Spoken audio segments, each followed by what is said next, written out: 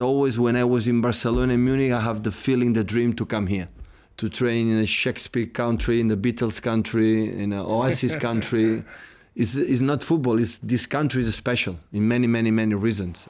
Pep, thank you very much for giving us some of your time. I know you're very busy with all the fixtures that are coming up thick and fast. Let me take you back to the 21st of November. Your team last suffered a defeat on that date, 2-0 away to Spurs, to leave you 8 points behind in the league table. Since then, it's been an incredible run. What has changed from that moment with your team? Well, in that moment, we realized we were not brilliant. Everything was heavy in terms of was not natural. So we adjust something, and especially to put more players in front of the box. But especially was the day after the West Brom at home, when we draw 1-1. We could have win, but after the game, I went to myself and my staff and friends. I said, I don't like the team. I don't like the way we play. It doesn't matter the results. I don't like it. I don't recognize my team the way you should play. And we just come back to the principles, A, B, C. That's all. So wingers high and wide, and a lot of players in the middle, and come back without the ball, run like an animals, and with the ball be more calm, be more passes, help think about more in what we have to do, and instead to think about the results, the quality, the players, and win one game, the confidence, you know that, another one. But I think the West Brom, I reflect and I said, I don't like at all what I'm watching. And can you give us a little bit of insight? Like what type of thing was that you didn't like? We ran too much. We were not in the position. We ran too much. Everyone moved right, left, right, move without knowing exactly what we have to do with the ball. Our strength is when we had the ball, everybody knows exactly where are their teammates on the pitch, and that help us to be more calm, use the process. Of course, without the ball, I think the team always was ready to fight without the ball, always have energy enough to, but with the ball, we were not good. We won't attack in 10 passes. In 4 passes, just attack, and so quick. Everyone was so quick, and football has to be a sound pause. And after to change the rhythm. If you play a higher rhythm, and after you cannot surprise the opponent. And this is what we come back a little bit, and what we have done the previous seasons. With David Silva was here with 100 points, 98 points. Our game was more calm, more in one rhythm to change a little bit in the final third. And we come back in that principles. That and the quality of the players make the rest.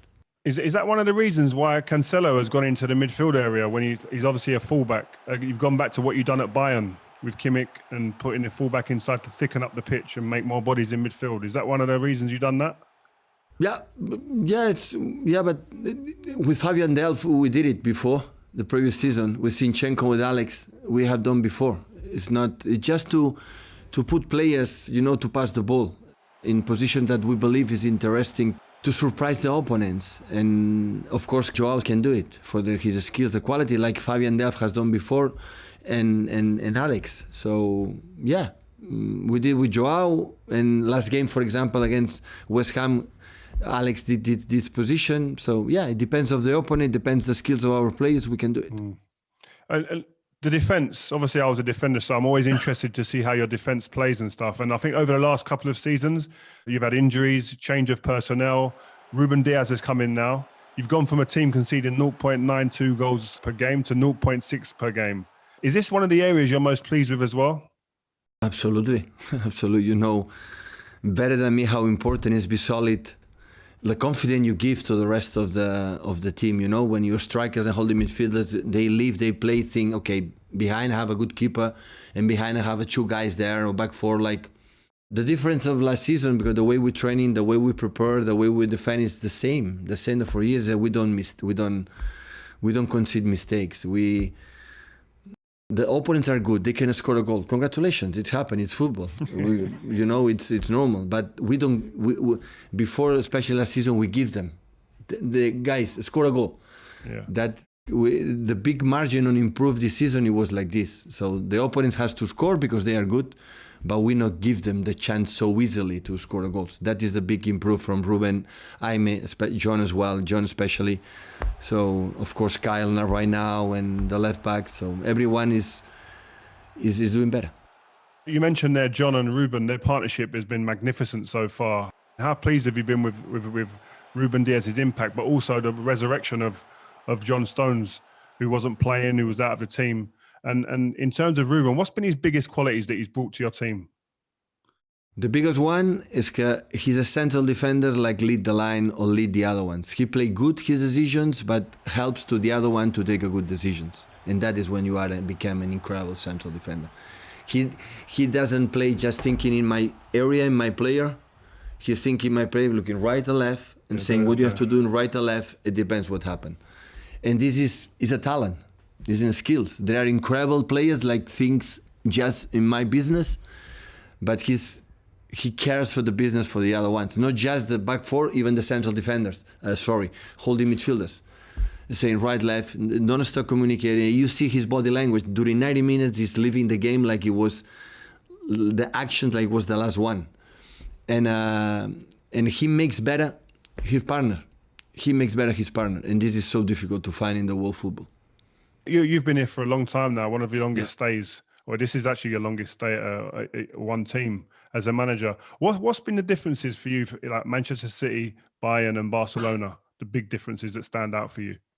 Well, I was incredibly happy in my hometown, Barcelona, and my team in Bayern Munich. You cannot imagine the club and the city. I'm a privileged guy to have been there. But here, after reflect 4 or 5 years here, I feel so good. But I feel so good now, but I feel so good last season when we didn't win, So I feel good. I have friends. I feel protected. The fans, I feel love from them. The team follow me. I love to work with them. I have incredible facilities to work. I hate November, December, January, and February in England because I would like better weather. I have everything. So everything I have to do my job. So. And that's why I extend the contract. That is the only reason why. I'm not saying in Munich was not good, and in Barcelona, but always when I was in Barcelona and Munich, I have the feeling, the dream to come here, to train in a Shakespeare country, in the Beatles country, in an Oasis country, the theatre, the movies. So it's not football. This country is special in many, many, many reasons. So and I want to live this. I want to live it. And once I was there, living with friends, because the owner, the chairman right now is a friend of mine, but the CEO, the sports director, are a friend of mine from the period from Barcelona. That makes my life so easy, because when we win, we are happy. When we lose, I don't feel why we lose. The question is, okay, we lose, what can I do to get him better? So was that a big difference? Was that a big difference from the other clubs at Barca and Bayern? There's heavy pressure compared to here. Yeah. Especially in the other country, you are judged for the results, and he as well. But they don't tell you, you win, you are good, you lose, you are bad.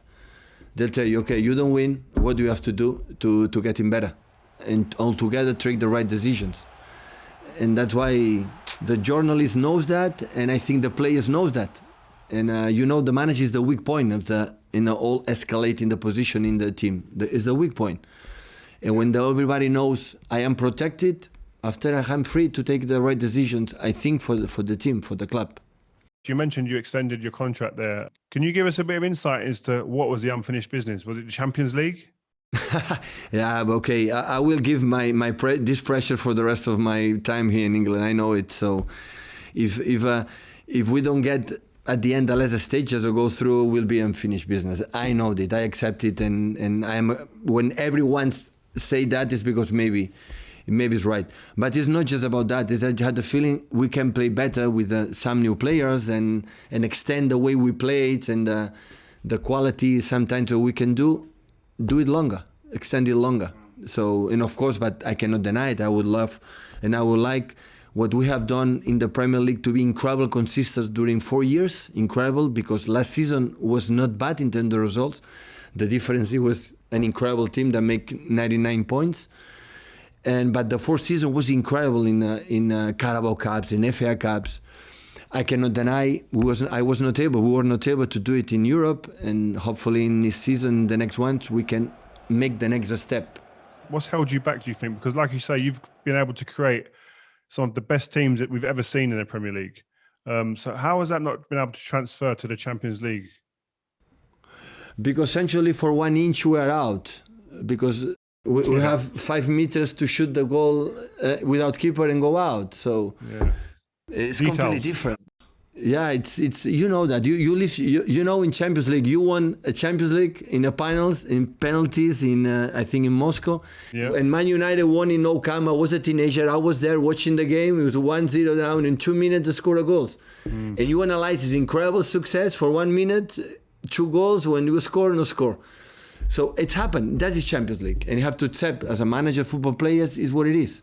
And when you don't win it, you have to accept it. You are not good enough or lucky or whatever. So I think that is a little bit the difference, and because in Europe as well, the quality of the strikers and the teams are so good. So you go to Madrid, Bayern Munich, Liverpool, and now PSG, and they are exceptional teams. When I watch your teams play, I always like to look at, when it's live especially, and I'm fortunate to come to the grounds, I always like to look at your area and where you're patrolling, and I see your intensity and that constant desire to, the game just consumes you. How do you keep that going? Does football just consume your life at all times? Because that's how it seems to people that don't know you. Is that true, or is that a myth? No, I would say I'm scared to lose the games. This is the first to make me be in tension, and second one, hopefully in a few years when I will have the age from Carlo or Crystal Palace manager. So hopefully I can control myself better than I control. I'm not proud of this, but the tension, and when I see something I don't like, I should control and react in that way. But this, when I was football player in Barcelona, I react in the same way. So it's my personality. I'm not faking that way. I apologize many times for my players, my behavior, but it's what it is. So I am like this. They have to do it well. When we prepare, they have to do well, and I push them to do it well. So the human being have a tendency to relax, and in this team with me, this is not going to happen. So they have to do it better and better. It's even situations like after games when I see, like in the FA Cup final in 2019, straight away, Raheem Sterling, you're talking to him like, it seems like you're talking to him about in-game tactics. Kimmich, I see you do it after a Champions League game or Bundesliga game. That intensity, like, I feel that for me personally, I would love to be able to play under that and receive that type of attention to detail. Are the players good with that? I love this game a lot, and sometimes in the game when you remember that action especially, and he remember the players, is the good moment to tell in this situation you have to solve it in this way on the opposite day. You can wait normally the day after, or when you are in the canteen, or we are in the meeting room, or wherever you can talk. But sometimes there, when you talk it, always there are margin to improve. The problem today in the society, in the players, myself, is living for what you have done in the football and the sport in general. Look the big athletes, the tennis, Nadal, Federer, Djokovic, LeBron James, and all the big athletes is thinking the next one. They don't live about what they have done, or saying how good it is. So what's next? What's next? The greatest go to the shower after win a title. They are thinking in the next one. So and you cannot stop. If you like it, it's not a stress. It's not something like it's difficult. It's just natural. We can do better. You see that it is not important. Is they don't receive it or get it like a punishment, like something they have done wrong. It's always to improve, to get better, to make the strong more solid, to try to achieve more titles. This is the only target. I love it. You have a young talent, Phil Foden. You get asked about him a lot. I'm sure you're sick and tired of it. But one element that I'd like to touch upon is that I was probably one of the guys that was saying, because he wasn't getting lots of opportunities early, maybe it would be good for him to go out on loan. Do you still feel what you've done was the perfect scenario for him? Because he's playing fantastically well now. Yeah, but we thought he had everything to play with us, even with 20 years old. So it doesn't matter if you have 25 or 20. If you have the skills and the talent, you can play. I think he was enough patient to have the moment, and he has to continue to be patient. And he believes, and don't listen much what the beautiful and well-prepared pundits like you, Rio, and don't listen too much, and stay focused what he has improved, and he will be an exception. He is a top player, but still, he's playing football in one rhythm, and he has to combine different rhythms to be an exceptional player. And he make all the actions in one, an explosion. And when you play in the middle, you have to be more calm, more calm for after explosion. But maybe it's because he's 20 years old. I have an incredible energy to eat the world, to do everything. This is normal.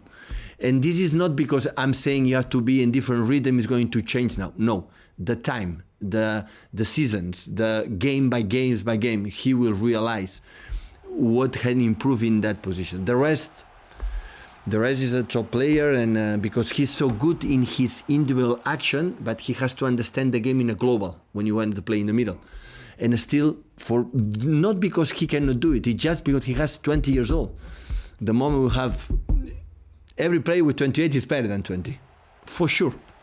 And but he has the desire, the potential. He loves that club, and I am pretty sure if he's one player, he can do it. He's the one. Good. Listen, I can't finish an interview without just touching on Rome and Wembley. Do you realise what you've done to us? That day has scarred us for life, man. I said to Messi attacked the back post, the far post to Rio. Attacked the far post to go there. Oh my God.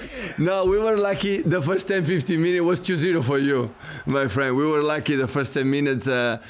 Cristiano, the free kick, and the other ones. PK saved one off the line. Yeah, yeah. I couldn't believe it. It was an honor to play against United, the finals. Of course, we beat them, of course. Good memories for us, of course. Good memories. Exactly. Well, listen, that's a good way for you to finish. I want to leave you on a confident note. So listen, thank you very much, Pep. Appreciate your time. Thank you, Rio. All the best. Good luck. Bye-bye.